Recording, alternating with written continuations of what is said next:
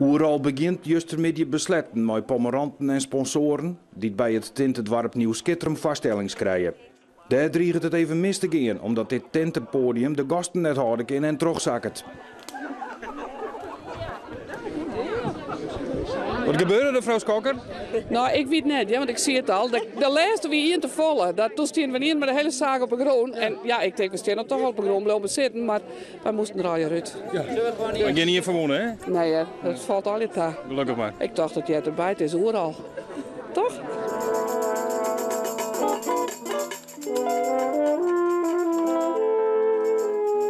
Op Oeral een tal Nederlandse primeurs van internationale zeilskippen als FC Bergman, Groep Zuur, Cumulus en uw eigen theater die de voorstelling Hielendal op locatie betocht had.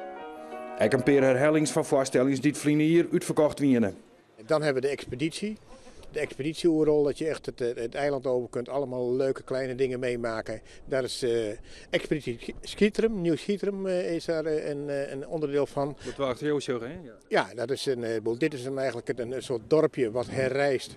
Naar aanleiding van het feit dat jaren geleden het andere dorp helemaal verzand is, zeg maar. Dat is ondergestoken onder een duin. En dat hebben we hier eigenlijk weer uit de grond gestampt. De organisatie wil bij het Strijdtheater af van de standaard jongleurs en clowns. De acts ontwikkelen nou, maar hield die nieuwe elementen. Bijvoorbeeld in Westerschelling is een club en die hebben allerlei karren, allerlei dingen. Die bouwen langzamerhand dingen op, maar die blijven het hele periode doorontwikkelen. Zodat er op een gegeven moment mensen toch steeds weer nieuwe dingen van hun zien en ook zien hoe uiteindelijk de voorstelling zich ontwikkelt. De wind voert het woord. De publieksopening van Oeral wordt die met een ballonnenflashmob op het Westerkijnterrein. En dan kan het feest beginnen.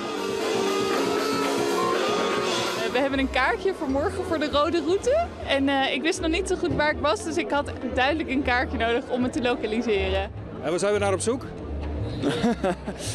Geen flauw idee. Vooral om te kijken wat het ongeveer zou kunnen zijn waar we naartoe gaan. Eerste keer Oeral? Eerste keer Oeral, dat verklaart een boel denk ik. Ja, precies. Vaker geweest? Ja, ik eigenlijk al mijn hele leven. Mijn hele leven? Ja. Hoe lang is dat? Nou, ik ben 20, maar ik denk 18 van de 20 keer dat ik erheen ben geweest. Altijd leuk? Altijd leuk.